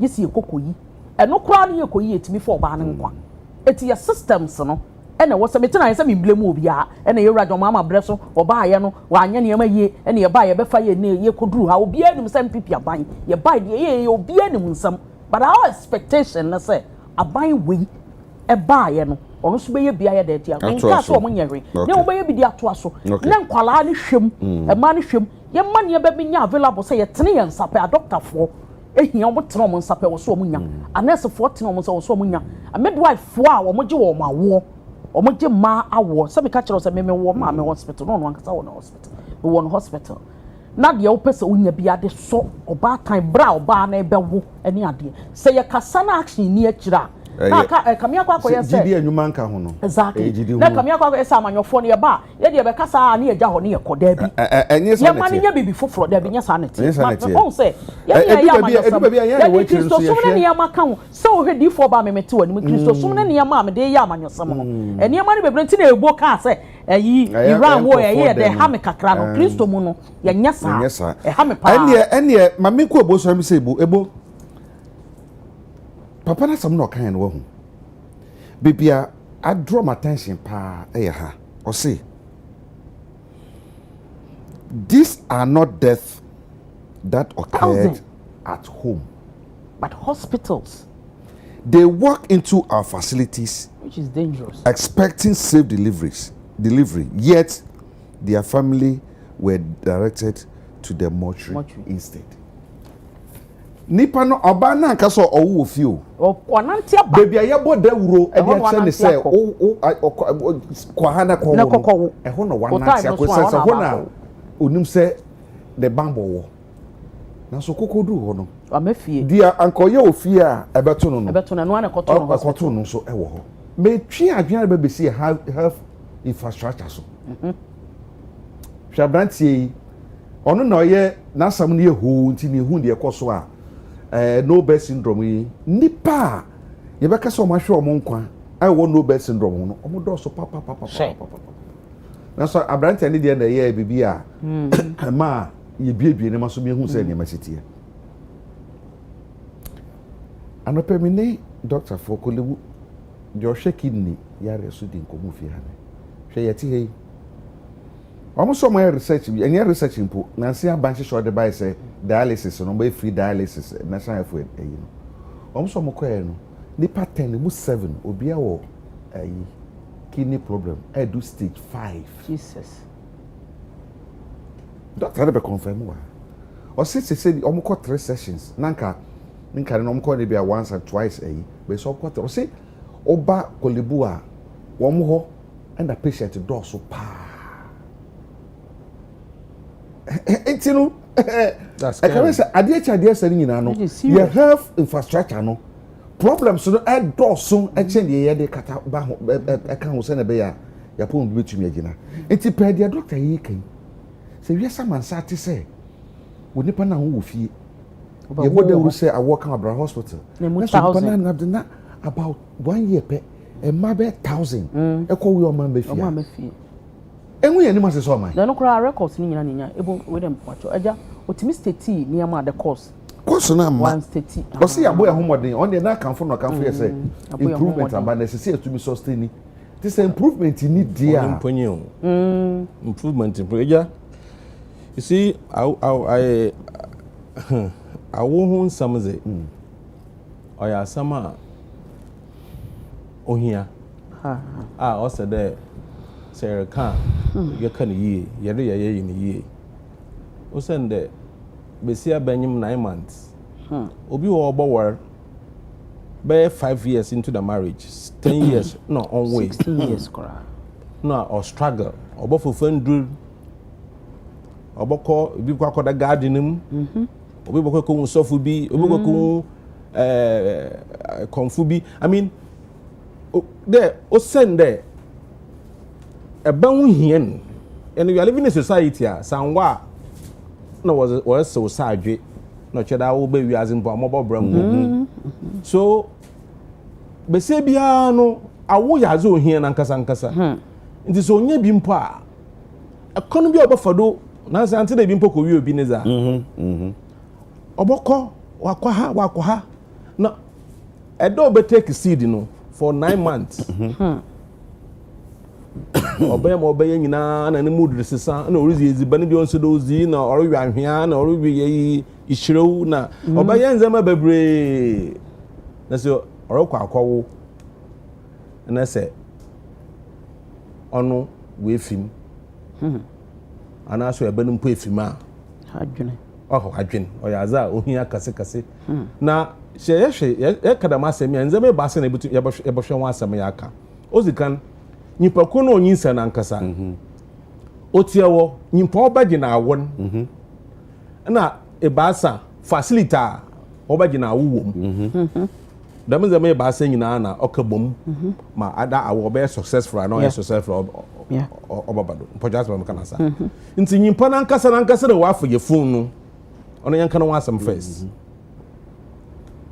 obi a wa bra ansa na wanyi ye phone na so obi a no onye ye phone easily order easily go bro efe ye funa also dey ko hospital binko na emma doctors wo hu dey enyinsen so wo hu dey enyinsen na obakira ozaye obomo edura fofa nche ono for antenatal na bia yes obakira ekwana eziba no se dey easy aze o se dey ye obakira dem nzema nyina ana ensema yerken da microphone wozi da mazi ni nyado okro hospital nyeda watcha ni ansa na okro hospital ana so okro hospital there kwako minisen ebe na azi na menye ya da mazi for the meduri every day bia yedamazi for the medri yedama exercise yedamazi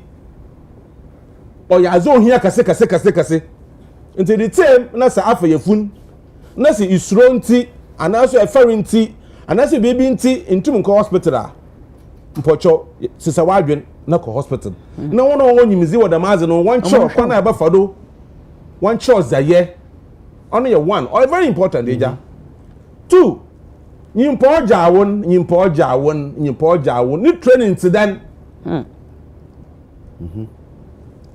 one hour jawon one training to then at any point in time you know one mental condition to then one heart condition to then are very important because echimen obi no so do obo maze no ba anam boa yes ibako no ankasa no nusuban to then Ekro hospital now, and said at the age of 17, you know, how does the person treat you?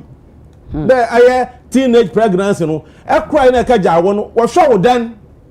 One more attention be, and now Kasama, Oma, or Shawsun Sumudo, or very important. Because important a gate now no receiver, but receiver, but none some of the campo, or what to discouraging Pokora. Are very important. The kind of training they get. And now, apart from training when you're from school, so what I've been training wasn't my one. I've been kasa na one kasa. I'm obliged to call say Pacono. So where's the 16 no, where's the 14 no, where's the 15 no. One can somehow or best in Sumudo. My own I will humumpo or kada wompa on film. Or very important. Eja. And the one that is even more important. On a facility, what call Eja. You the focus and be okay Canada, Samana Mabo. There, what I call Pony do one umpire, and you just push the crowd, be a push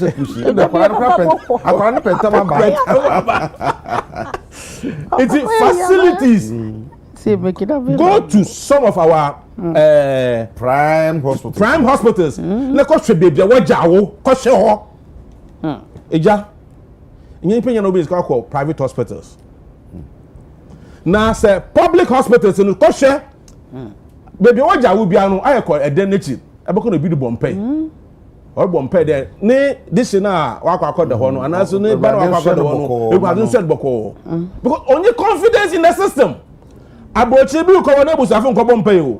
Ebio yaba ebo mama ye lounge ayete papa bi anyi baby a te baby no mama ye green ni kunu na sane na yes papa here but papa anyi baby a ebe onu maso we ka kire bro ni no midwife hi the baby so how to them no correct okay tie be got time tie be got 2 hours time you go so the facilities eja are very important na nyakopon na adom obi baby ase na say yenya proper facilities to welcome that person. What are we doing as a people? We'll be able to say for the first time. And the person, let me give you a story. One of the stories was about, I think, Winston Churchill. How one medical doctor was saving a life. Also, when he was saving his life, he didn't know he was saving the life of the greatest prime minister of Great Britain. So he could have died. So they should be more important to us than anything. Yeah. As a nation, as a family. Inti enya take seed. Maybe you've taken the seed of the next president. Nobody knows inti. Also there, a konubiala eba ma bofaban wa won asum dream, wa mo wanyan kwa. Or very important. Na ma me no won so what nasi no wanya nyije da mebanyin very important e on chere bia na mu student kora meche na azo national o send him picture bi no be some the makedam lady a mun bonezi on no so man you I mean 2004 so that's when I left national teaching into so many years into no say Obonizi no so okowo owo twins but we fi owo twins but we fi you see nti banetase but ono we fi nti whichever way, are very painful. Able lose my men and able lose a burning are painful. As a man, you see, Eja, and this one, I'm not blaming any political party, but I'm blaming some politicians. Every problem in this country can be traced to one thing. If you can reduce it, Eja, facilities we can have them. Canada, you put wouldn't you tax? Ghana for crying more. So why there? You could see by Africa be minimum ha. Yes, mercy. Bibia in him. Yes, I will or you him. And you spend more money when people are going, leaving the world, than when people are coming into the world. Think about it. Think about it, Tampa. A family will not care when a family member is going to give birth. When a family member dies, Obia. But you know why? You can say what by tell baby here, anything so called one. No tell what they go. They don't care. No, because yes, they don't care because wow, one. But a banner one care. So open so who's that? On obey a year. So anyway, I think as a nation, we should pay more attention to that area. Now, yama, awo, onye daw, onye nika. Na yanwo etiti. Mombre mo se mo mani Ghana. Anyway, I just said yes oba one so oba one to be wrong. Yes na be bed ya da. No check we area bi nto. E ja wa kwatena ho no dia asmato. Kokko kwa no bell crane. Na me be ya ma wo no na me hospital. I was so small one night. Eh. Bebre. Me dia ba. Anya hwe. Me dia de bede. Anyway. Yeah, share ayi aban say ya sanse ahodo na public land no with immediate effect no am say omo de son to so ba omo ayi afri ho na mumu no omo hwe kwan say omo be the digitalization of our public lands no say na be betumi aboama wo mo ebeto no yetumu say value ni nie say na say oto no say na say wo ye no. Why do we have? Didn't they say a ton Ghana on my property? A man as well. Didn't they say a ton? And who buys them? In 1989, you got to a common estate. Such a no more see affordable housing, no more see net flat.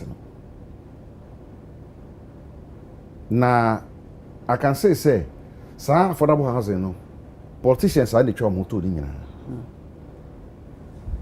Sa affordable housing ya aban bia osi oba osi no obe chire na nya politician no to na mu no no wato no bia ode arrange obi no bitim senate flat info neto ensase a ewo government ensase nyina info nya politically exposed people na eto moton denti na moton so a fofo bottle fofo nam kom baby. Ebo mami says and fruit so you for about 5 minutes in Casa with me, I'm sorry. Me de minimum dear, but I come here and say we are not serious as of mine. Because you near brepa and then there's no playing grounds. Say be able say I have baby ankwara bobo. Oba kono obi politician bi penny bi no atonda de mo bi no de see apartment. So apartment in Kukusin, so nyam one kuku go deeper the better now. Of course. And some Korean baby obedi agro. E bi ni ho. Almost all public lands what baby are and can you crown between a watching from I quite remember there was a time bianca if we Sutherland Park a crampono, then comes some motor. Dear Panny High. As for mine, I just say, be a politician be who be ano. Just acquire no say vampire. A son no more getting in answer and who but on at all. Sadio ye be digitalizing ye hwan digital na se for ehun hia se na ehun hia e de na sisi na sa se ensase ankrofo tumi fa no full no ye yi free ho ebo 5 minutes eja ozikan amemze oman nsase na oye wotonen se worotona aze wozi be ye hia ton asasa ma obi ozi ye den or very important ton asasa ma obi na rankasa or ne dan we si ne dan kro ha or den be ye bie no ha na ton asasa amanda o misi dan kro nkan wa obatim nyanse bi anyim so ye ton asasa na asasa ye zero ma company bi obubu njuma mamba bu no nya bi aya ncho hia ncho no chodo se be nyanse wom o sende asasa na yaji o manage to no one jan to for residential purposes alone even for residential purposes or for workers of government abananka se bi sida na amhwan na wakwa kotinam aja okeka kebi until that even our oxygen tank here over here Achimota forest simple watuntan my bin po so do boko inside am ati da watuntan bi etwetwe bi atan but we so do boko inside na momo one try put boko inside cuz o inside yan say boko wonder ezim bay what are the oxygen tank wa ha films so fika asiminya na oji meheno no wa men fa papa ma ya hom iti amim abana sasa watan na especially watan ma politicians na azimanyo anji ho if assassin or the honor say if the state has no use for it or yende na nyi bibi easy or china no mo ban for so says him obi mpo na Eliza lease for productive purposes so be betimi a movie yes betimi say yeah nti oh me assassin amo you are into this produce the mazi the meju butu afan crofo adwuma na mo meze mo there esuden 5 obebin beje isu kan wona si apartment area for rent nyanse bia anyi meja especially ebumpo wo tompo etiti bia oya tete na twempanyin fu judges former politicians na azi won want to to so you can be there in your sase but you can become a politician within a short time butun at prime land especially if your government is in power. I mean, this system is not sustainable. It's not sustainable. But if what's the about digitalizing, that's a way of transparency or accountability, so that obi and for bina sase obi yes. But I mean shunye. Twande won fan dan. Okay. I no him. Kase. Nyen de ton no. Nyen de ton ho. No ade ade bayen. Ade was bayen. Ibenim for so na Obama omanen nya da obi akotre no wenya na ngote no for so. Oza rent na wenya no for so. Say ya to no amana asasa. Ibenim for so na omani benya won ho. Ya to na wie. Oh here very important. Nti investor bi aba. Ghanaian investor bi pedo oye BB or baby na ze abana asasa ya to na amon. Fair the mazi conditions won ho. There's more there. And quite ton. Fair lease, yeah. So this year, it drew years. Every 30 years. Yes. It is SS by as a name as a bia. No, we should manage the thing well. Mama Yan Biala. Dema every politician have interest. There will be prime lands. Last it was the aviation lands. Baby Anna BBC Bibi aviation Bibi Tawana instance when your politics are turning now until wager signal no wager the one plot pay only one plot mpo want to all the areas surrounding on your sort of the bell meanwhile no ban so interfere with the yeah into today ebe you dey defend be I don't know where is ah Jenny let's say because I don't know only one interesting thing share kwesi buru ni wa hu sabe me pesa me kan say me use word bi but edu ba bi ye ni ye bi ma ye beda ne sabe ye de gomshin ye ni bi o hwe nso ye obi pa ye de no kura no e mo du e kire won de no e ze babor but mo make sure say ade am ye senate ye me ne sabe pepe hwe those is one cantonment one rage enemy ahudo bi a you realize say wouldn't be partner bread. Enua wo ho. Yes.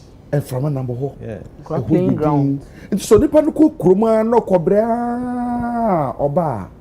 No abeda. Em so ne ko hwe. Go come say the same thing. Me ahuda na nka ho ye din anka ko fa wa. Uko tinchi wadum. Rage ni de nyama woni nyina ekofo mo. Rage. Lancaster area oh nua no nyina ko yesi adan go officers mess ho akiri ho nyina officers mess akiri ho de na those is so wo adum unante adum na awia no bowa ko gina dua no bi ase na wo fa ayi kia me ho na usane na so o fro de akwa unse wadu di patra na tira bre na fi so se wo fra ma papa minni obi pe nya ho mro so minnim de yehwehwe sa de esi ye no se ye tumi de digitalize o se digitalization se ho we tumi ye wi a effect be pa de benya say benya value for money and I say these are questions I will see. So thank you very much. 5 minutes. 5 minutes maybe say we rather say dey be tinito. Nze na ye ka say ya tons as ni nyina man kola be o medi agro kra yenya. So share this is not politics, a national discourse. But the address no yetimi ye astrotef no me ade say mantam emrantie ni bi kra person mo sua ball bo no me ade na say on weekends penifo maba wa mrantie omutim kotrete omapomu ho ni nyina eboa ma community no ekosoro na say aban ajapade tio me I believe in this say aban bi aban nkrofo nyina ato ajapade ni nso no it is yenso ya ba na say aban bi foforo abento no nso ntobi they na ye wrong na no na ye wrong we can correct it today but what you see na ebo can say politicians na ye ni wa kura nso kan bi say amanyofo ye ni an ye to da bi me bi say obi asem bi say dana kasa kura dru dem ebo nya pilo ba ko na da so da pilo ni nya ni pilo ni e fo betimi abutu fa ko na ade achi ti bed kakraka tetrete ni nyina akura na wo ya abeda so da bi fia bi ti kanya ba bi adu ti beto na sebe ti o ba ku bi a wo de be rent a be di ho anka nya ne bone so na mo metra bebra na ni bre e ya bam na so obi kita ni sika. And let me correct this. And now man your phone kwan to answer no. No, nche maka judges na azi nyina. Judges na azi businessmen na azi. Ya me ntra mo obi di chiro places. Chiro chesa titru nipa omunya amanyofo. Answer so we wo hokoje ne dan ya wuntimi ntwe bi de dollars. Ya me kran so omoto a wo Ghana ni no kita cedi se bo kwa mo fama wo. What dey am alatani? Boko no tutu dana se meka twin bo monte. Yes o mo tonton phone case na beti asema meka. Go mo tutu dana se di cables afafa wo beko na dan no ase no. Wo beko na dan no ase no. Etinya ya amanyofo no nko an ye to. Ye ka greediness a nipa da se ni ankasa ye greedy. Nipa ankasa da se ni ye greedy. E dey onim se abrochire kuro bi makoso a eboda kono mu se se ba bia ye gina no se bi dem nim se abrosane nyina na yetimu a nkrofo agye se un se ye ne se na ho esisi watentantin se no se bia ne fie o just say different houses me so for so many years me feel say fie ba ko na nkrofo agye apartment no mutitim se yesi ne fie ase no fie ni fie a we fie ni it is ni pa be 8 na mote ha parking lot na etu pe wa amantem no obi park ya choko park wo car park na nante ubeti ya nante be 40 minutes as wa do fie anopa kwa adwuma so sorry ntem na akofa na odeba the question is Ghana yebetimi ayibi of course yebetimi ayibi so nampa o flight so free Kumasi na o free Kumasi bank na o free Accra Kumasi na o hwe demarcations say jato baby ya say fire for by na nsuo ni wa ya na nye ni nyina na nsuo ni wo ka mu entrance na o de be kono kra ya asem but o kan bebiro a ye kan no ye tia me ne eboya ya manyoni o ye nzanturo ni obi tifie kura twa ye zama nyam obi a wanya no ho asem ne ye ka ye tia obi a no wanya no ho obi a ho so na kwankron so da eti sa aban se oba be digitalize a be de se digitalization ye nyina de ye adwuma sisi e be bo o man no but the benefit o man ye de he emfaso be no man aban no be nya wo so ho amo na e be to sa adan no anka the best thing ebo kan no the best thing is say yam formal lease see yenyan use if we are not now no ye make good use of assassin say as on mine yam fa nye hwe a teacher for bebre na complain no munya ba bi na sans as ye gu krom a ye kan kan asem ebi de nkura say ya aban de ya wo a ye betime see officer cocoa board staff for a doctor for a nurse for wo omo ye nyuma omo ni ba bi te a rent nti obu an pay 1,800 2,000 enso no ye betimi ya na aban na tebo no so wotim wa bre no so ana wa wo boss sen kakra bi na be kwa da ne ama aban ana akọ pension wa firi mu ni ade ama obi but on yes ananke was here no say ye no sanka bebo o man no than say individual be on selfish interest so be kita this can okoto na dey scan nyame dey I don't work for the person but the question is as o man no are there na government property was here ton ye wia na bebo sobo nipa na oton ye no oni ho kyena na amanyoko foforo ho a ye kase ya ton aban japade a wotini fie didua hye na no so ka ori dua no o ka bi ya ka kokonte sisi do pa ma no odi ne ye bo aban na waba na chi no o ka bi enso bi o ma bre so no mtina me te wa me se ne ma bebre ye politicize most of the discussions should be national discourse I was here nyina yetimi jojo ye nya no poma sibre na ye ya manyofo de afamu aba ye betena ne ka bibia na me ka no obi ntan obi o ana me ade na ekoda nya me metena me ye odio na ankoje wani so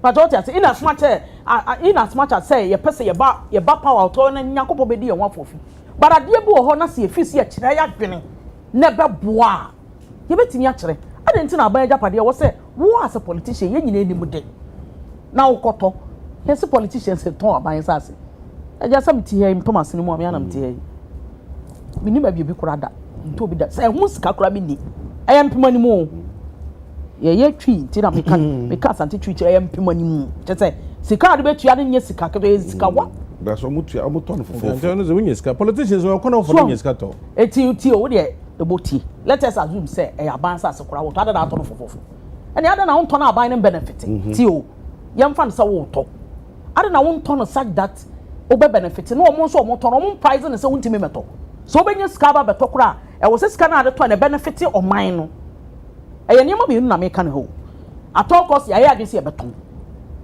amanyofo bi nkofo bebra adwena amanyofo na eto fine aban asase ye se ye ton nipa ne beton ade ne ye mmone mpumanimu say 500,000 a ye mmane be 25,000 Ghana cedis oto o man na nyamfa so be 4 times e wo so say ye nton ma ne kura nso a ade ne ye nsisi ne mfanye property mo man no because ye ka se ye se ye betimi asisi 1 bedroom self contained nti emu adwuma a wo pay na ankasa abrofo dama na oyo maka okrom kasa sa omoye so eti wadwuma na ye be fa wa bom na kire wado botom na kire bibia be rent but on grant ne niam kakra na ye na jasa nyen na ye hyase na nyen na nyen ne be wie kura na kakra e be hyase fi baabi a e be kokodru baabi sa na person kire eti se wo ye businessman wo kura wo sika so beto a wo pa wo mpesa wo beba se men ton aban asase because we eje ye de si ye nyinyini se de watwa ntoma gusu ye bedu me ba me kura poma na betena na makasa na masoreko because nipa ani aye da fifi na mom chirima na eba na bi be sori abekasa abansa se kura empre mamon ton wa ton abansa ise bia fa sika ye dey ebra anopa mi ba na me hwe me wo ka mu wo fom wi na ahafo no south east ababa bi ne wura John Dramani mama me to aba ma wo ye se ye beji mi ntoku ato wo se kura se kan ntoku ato property rate anyasa yes ye kan ntoku ato me be obeje me hwe na to dan me se ye je me 150 Ghana 150 Ghana cedis ye ba beje me na to aba ma asebra beje me scan asese o ma ne be da ko me hwe video ndi na so me be da ne akọ ani sa ba na anyi ntoku ato na o be da wa yo man the question is eja aban no so ji ntoku ato na ade na wo se wo dis scan ye no de ye I don't need question was here bisa enti yentimi nyina wo de political party bi kura nyina na onya se aban asase bia de wo se we a politician ye ba mu ato businessman so wo beto a ye ma onto ye de be ye japade amoman na mo bia na aban ni hia sika ye beto ne mpumanimu eti so so wo sika na ba beto de ya so ye 500,000 na kura no ye be kire de sesa wo de ye exactly nye bibia na esi bi wonim sabro kire wo so wo ye wo ba bibia bibi wo bia adwuma African shops ni ni ade let me give you this example African shops omo ton Ghana aduane say ni mu abrofo ye aduane di so koto mori koto konkonte kakra koto nkruma ne ade omo random check up bi wo ho kanka Germany omo ba ohun ebo ohun mori na ye kan omo wo slaps a omo se friend omo se kan slaps o se dey wo so park wo so tio e wo se da bi ade be chia de be se bia to agoda ho na wo pepa na wura fi ho omo nka hwe wo ho ano ma ba bi wura ho omo be wura ho a aduane be 10 million Ghana wa lodu a wo de akọ ni nyina omo se sa akọ omo se sa akọ wi aja omo wi na omo wi ya se so abode ye se tro krata mo aba court wo ba court a wan tua be 20,000 10,000 euros tennis one boka book ka chọchena bi no omo be se sa wo niam na akọto anya mfa so mpemanimu no e de kọ de ati we ya na fom ho na wasan ye ne saa no wan fa nwa de so de boto bi na asa Ghana ha de enu na me hwe me phone no so ko kase sia pa obeka so obu na dwuma de da se tie ntimi kan kase ye fancy ya me da se ye ne ankase ye hwe ye ka hu ye fi sense aso no ye to na be bo o man no ye be ko na no de na nya no aja na so enye o se when NDC won the were in opposition Blakwa Ora okay when NDC won and Blakwa led Ora go to the agriculture site near Burma camp, and they wanted those lands re-seized. Why have they stopped? Which people in the previous administration owned those lands? I didn't think that. Or one crata until no man, you know, until I'm okay then. Or say, which people currently have their houses and homes there. Not to say, Kwesi Bruni and design Roman Ridge and cantonment to be used to build houses for top public servants, but now we have sold it to private person with who have links with political politicians. And today say, okay, can you know? They say, "Did you not be sad about to say, yeah?" And I Musa and I know Musa. Yeah, the best here. A rabbin on the permit as a pa. Eh? I say. Oh, that be your time as me pacho. Your time as 3 minutes biano. Debbie. Don't be both deuru. Okay. Auntie. I'm not a boy rabna. Ha na ye 50 prats on the permit watching. Fifi Pratt. I rather and say something must rule. What I say. Auntie, a bokman be that say. A bokman, deputy director of communication, the United Party, and I feel Jennifer Furua Queen. So I'm say deputy national communication director at the NPP. And then Nanka Dallas and Ponsa William Nesobe Kaya, and this a firm Wama, and this is no amano. And na eno ano no ewe ye de nkomo twetwe ni nyina ebesi wa ha na mum ansa na me sore so no ma me fa sa hokwan na me fa seda ma wo ma beboa ye ma ikogia ye ma me ekwan eye Deknes Agnes aba nyansoa mensa anti age ikogia no kwa onungu ala so ye yi no e da se papa ma ba yi nyina da se Bright Mensa owo CBD bank se me kan chom se odoni nuanu nyina so mo da mo se bebre na me fa sam ho kwan so na me fa ma ewu adomase sunyane domase sa na yetaka no na wo munya hen foforo ani din ene okoji aman kwabena kire otoso mienu na ye mo akwaba e ma ntiri nkwa nyankopon ho pa na ebebo ma so mo soro nyansa na fa hwe eye domase so ma ye ewu adomase ye kuru a ewutumi papa antia no pay eda wase Millicent amankwa mrase bedwani sunyane is ono ne papa na sisi odi hene ewo ho na me na sunyane man so ase ene local government minister se ka sunyane a asundwe wo aye ahensemu eda wase papa se ebeba fie na yabebo ma na tumi akore ni midin de jakwabena ye de esi ha na ye da seda amamo iho aye adoma ye besane mu ahia wo china na fe eye memeda yakra mu nyina